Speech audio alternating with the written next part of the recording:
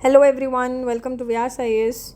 So this is the important video for all those who have cleared IB ACIO Tier 2 exam. As you all know that very soon your interview as well as psychometric test, which is of course a question mark right now, क्योंकि जो आपका psychometric test है होना है या नहीं होना, जो आपकी एग्ज़ाम की जब नोटिफिकेशन आई थी उसमें तो बताया गया था कि साइकोमेट्रिक टेस्ट होगा, बट अभी जो आपका टीयर 2 का रिज़ल्ट आया है उसमें ये क्लियर नहीं किया गया है कि क्या साइकोमेट्रिक टेस्ट होगा या नहीं होगा।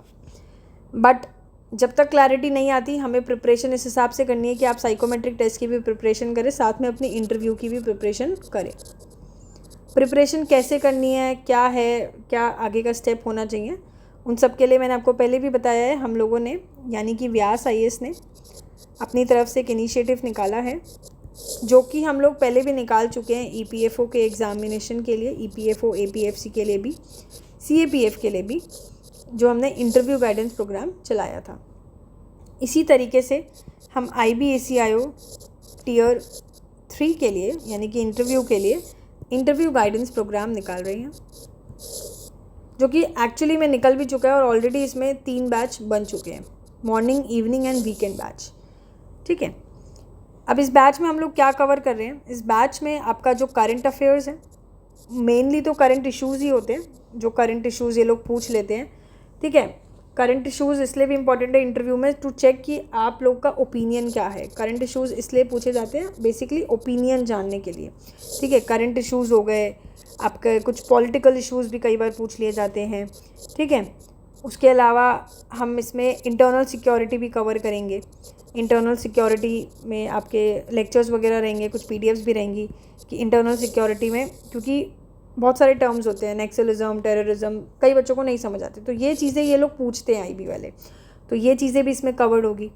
साथ में आपकी डैफ की प्रिपरेशन कराई जाएगी आपको। ठीक है, क्योंकि ये चीज़ आपको पता होनी चाहिए कि इस इंटरव्यू में पूछा जाता है कि introduce yourself. Basically this interview is not to जज योर नॉलेज तो जज कर ली उन्होंने टीयर 2 टीयर 1 में।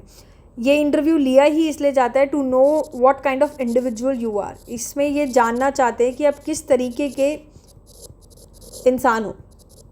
ठीक है, they actually want to know what kind of individual you are, तो उसके लिए ये चेक किया जाता है। तो ये सबसे पहली चीज़ आपसे बहुत ईजिली पूछेंगे इंटरव्यू में कि यार introduce yourself, you need to introduce yourself. They will ask you कि आप आईबी में क्यों आना चाहते हैं, why you want to be in this job. आप किसी और एग्ज़ाम में क्यों अप्लाई नहीं कर रहे, और अगर आप किसी और एग्ज़ाम में ऑलरेडी अप्लाई कर रहे हैं तो वाई यू वांट कि आपको इसी में ही हम लोग सेलेक्ट करें। ठीक है, तो यहाँ पे ये चीज़ बहुत ज़्यादा रोल प्ले करती है।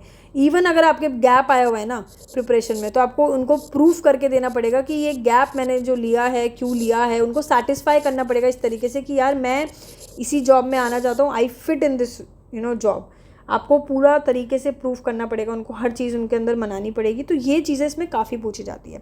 अब बच्चा इस चीज़ से अटक जाए, ये सब चीज़ें जो है ना, इसलिए हम लोग अपने इंटरव्यू गाइडेंस प्रोग्राम में करें कि आपको पूरी तरीके से प्रिपेयर करें कि you have the full confidence, आप बोल पाएँ कि आप क्यों ही इस जॉब में जाना चाहते हैं, आईबी क्या है, आईबी क्यों है। ठीक है, इंटरनल सिक्योरिटी से भी रिलेटेड अगर कोई क्वेश्चन हो तो at least you have something to say. ठीक है, तो ये सारी चीज़ें इसमें हम लोग कवर कराते हैं। ना सिर्फ इसमें ये, अगर साइकोमेट्रिक का आपका एग्ज़ाम होता है रियल में भी, तो हम इसमें साइकोमेट्रिक का भी आपका टेस्ट वगैरह इसमें कवर करेंगे। ठीक है, साइकोमेट्रिक टेस्ट के अलावा इसमें हम आपको एक मॉक फ्री भी देते हैं। ऑनलाइन आईजीपी वाले बच्चों के लिए ऑनलाइन वाला मॉक फ्री रहता है और ऑफलाइन वाले के लिए एक ऑफलाइन मॉक फ्री रहता है। एडिशनल आप कितने भी ले सकते हैं, जैसे कि अभी जो करेंटली बच्चे ले रहे हैं वो बल्क में ही ले रहे हैं, तो एडिशनल आप कितने भी ले सकते हैं। तो इस तरीके से हम लोग पूरी प्रिपरेशन करा रहे हैं, एक एक चीज़ ध्यान में रखते हुए कि ना सिर्फ आपका इंटरनल सिक्योरिटी, ना सिर्फ आपका करंट अफेयर्स, बल्कि आपकी पर्सनालिटी की प्रिपरेशन भी हम पूरी कराएं, आपके डैफ की प्रिपरेशन, आपकी होम स्टेट का प्रिपरेशन, की क्या क्या तरीके के क्वेश्चन पूछे जा सकते हैं, ये सारी चीज़ें प्रिपेयर कराएंगे। ठीक है, अब बच्चों के मन में ये भी सवाल है यार साइकोमेट्रिक टेस्ट अगर हुआ, पॉसिबिलिटी है कि नहीं होए, बट अभी क्लियर नहीं है। अगर साइकोमेट्रिक टेस्ट होता भी है तो ये मन में ख्याल है कि साइकोमेट्रिक टेस्ट में होता क्या है, कैसा है। देखो, साइकोमेट्रिक टेस्ट ना कुछ इस तरीके से होता है कि जैसे आपको उसी दिन आपको डॉक्यूमेंट वेरिफिकेशन के लिए भी बुलाएंगे। ठीक है, डॉक्यूमेंट वेरिफिकेशन भी चल रही है, साथ में साइकोमेट्रिक टेस्ट भी चल रहा है। कुछ बच्चों को डॉक्यूमेंट वेरिफिकेशन के बाद साइकोमेट्रिक टेस्ट के लिए कंप्यूटर लैब वगैरह में भेज दिया जाता है। ठीक है, उनका वहाँ पे कंप्यूटर स्क्रीन में टेस्ट चलता है। अब हो सकता है कि ये साइकोमेट्रिक टेस्ट अगर रखे तो मिड अक्टूबर के अराउंड रखे, ठीक है, अभी तो क्योंकि आया ही है, तो मिड अक्टूबर से पॉसिबिलिटी आपको मेल आने शुरू हो जाए कि अब साइकोमेट्रिक टेस्ट आपका शुरू हो रहा है। तो आपको प्रिपरेशन अभी से ही करनी पड़ेगी, ये ज़रूरी बन जाता है कि आप अभी से प्रिपरेशन करें। कंप्यूटर में आपको कंप्यूटर लैब में बिठाया जाएगा, कंप्यूटर आपके सामने होगा, अराउंड शायद 15 से 20 मिनट का टेस्ट चल सकता है, हो सकता है थोड़ा सा ज़्यादा हो, बट ऐसा होता है कि 15 से 20 मिनट का ये टेस्ट चलता है। और कुछ शुरू के जो जैसे 10 मिनट होते हैं ना, आपको 10 मिनट 60 क्वेश्चन करने होते हैं 10 मिनट्स में, और फिर जब बाकी के जो बचे हुए 10 मिनट्स होते हैं उसमें आपको 120 क्वेश्चन करने होते हैं। तो इस तरीके से ये रहता है। ऐसा नहीं है कि इसमें आपको मुश्किल क्वेश्चन मिलते हैं, क्वेश्चंस बहुत ही जनरल ऐसे होते हैं, जैसे मैंने आपको पहले भी एक वीडियो में बताया था। फॉर एग्जांपल कोई बच्चा है और बच्चे को सांप काट गया है, ठीक है, तो वो बच्चा कैसे रिएक्ट करेगा, क्या करेगा, भागेगा, क्या करेगा। कई बार क्वेश्चन एक स्टेटमेंट दे दिया आपको, उसके साथ ऑप्शन दे दिए, लाइकली, नॉट लाइकली, ऐसे वाले जो होते हैं ना, 5 ऑप्शंस दे देंगे, तो उसमें से आपको डिसाइड करना है। अब बात इसमें ये है ना कि इतने ईजी क्वेश्चन क्यों दे रहे हैं, इतने ईजी क्वेश्चन आपको दे इसलिए रहे हैं, वो चेक करना चाहते हैं कि क्योंकि टाइम की कमी है, आप एकदम से क्या डिसाइड, आप सोच नहीं सकते इसमें, you don't have a time to think about it कि यार अच्छा ऐसा तो मैं ऐसा करूँगा। नो, इसमें आपको फटाफट पेपर करना है, फटाफट पेपर करना है, बिना कुछ सोचे समझे। एक तरीके से आप इतना दिमाग नहीं लगा सकते कि झूठ बोले या सच बोले, जो आपके अंदर है वही चीज़ आपको दिख रहेगी, वही चीज़ आप फटाफट करने लगोगे। तो ये चीज़ ये चेक करता है बेसिकली, यही चीज़ इसमें है जो यहाँ पे चेक होती है साइकोमेट्रिक टेस्ट में, ठीक है। अब इसमें यही क्या करते हैं ना ये लोग कि आपकी मेंटालिटी को बेसिकली चेक करना चाहते हैं, देखना चाहते हैं अब डिसीजन मेकिंग कैसी है। अब ये तो आपका साइकोमेट्रिक टेस्ट में आपको हो गया, ठीक है, आपके पास टाइम नहीं मिला थिंक करने का, ये सब समझ आ गया। साइकोमेट्रिक टेस्ट होने के बाद ना एक ग्राफ, मतलब एक शीट निकल के आती है आपकी शीट, मतलब आपका ग्रेडिंग सिस्टम सा होता है कि क्या ग्रेड रहा। वो ग्रेड जो होगा, मान लीजिए अगर आपका B+ है या C+B इवन है, तो वो इंटरव्यू के टाइम पे, जो इंटरव्यू आपका बाद में होता है, इंटरव्यू के टाइम पे जो आपके पैनल मेंबर्स होंगे उनके पास आपकी ग्राफ शीट होगी, और वो उस टाइम पे जब क्वेश्चन पूछेंगे तो वो देखना चाहेंगे कि क्या आप वो चीज़ सेम बोल रहे हैं जो आपने साइकोमेट्रिक टेस्ट के टाइम पे दिया था। वो देखना चाहते हैं कि आपका डिसीजन मेकिंग कैसा है, कहीं आप ऐसे तो नहीं हो जो मतलब पहले कुछ बोल दिए अब कुछ बोल दिए या ऐसा कुछ। तो वो डिसीजन मेकिंग आपका चेक करना चाहते हैं, वो आपकी मेंटल स्टेबिलिटी चेक करना चाहते हैं कि क्या आप अपने आप में बिलीव करते हैं या नहीं, ठीक है। दे वांट टू सी कि आप अपने डिसीजन में बिलीव करते हैं या नहीं, कि अगर आपने पहले लिखा था कि मुझे ये चीज़ पसंद है तो क्या अभी भी आप यही चीज़ बोल रहे हैं या नहीं। तो डिसीजन मेकिंग वो चेक करना चाहते हैं कि आपको खुद पे बिलीव है या नहीं, ठीक है। क्वेश्चन सिर्फ ऐसा नहीं है कि स्टेटमेंट वगैरह ही दे देंगे और बस पूछ लेंगे, ठीक है।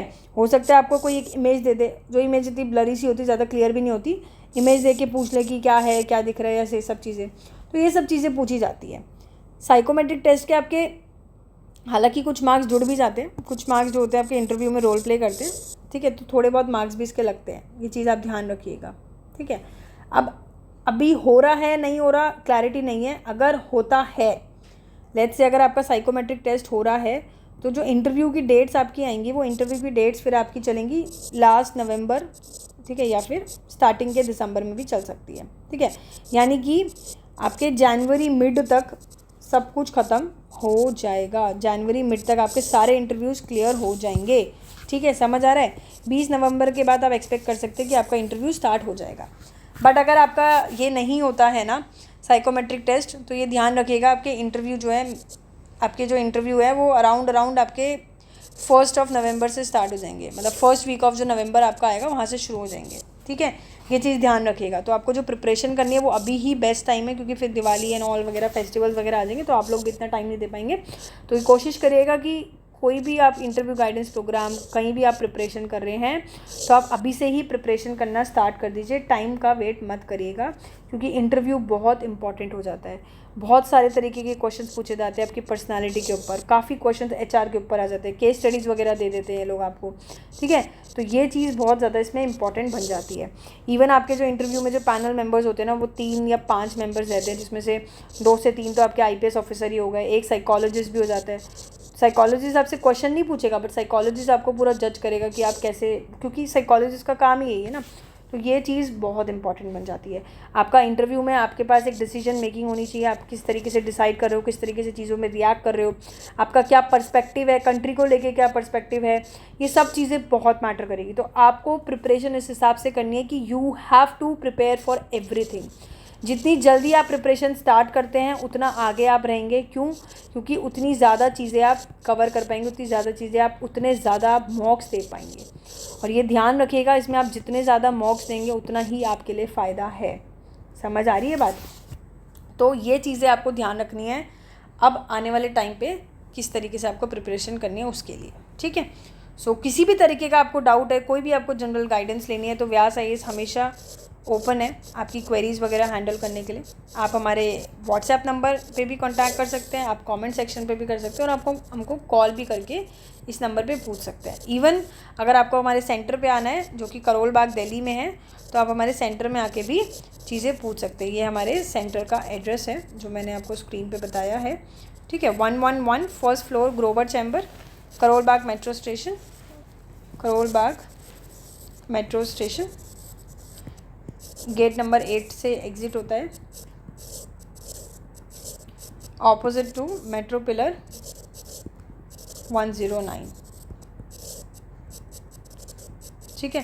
सेंटर पे आके भी आप पूछ सकते हैं। हमारा सेंटर 9 AM to 7 PM तक ओपन रहता है, या फिर आप हमारे कॉल करके भी नंबर पे पूछ सकते हैं। ठीक है। Thank you so much.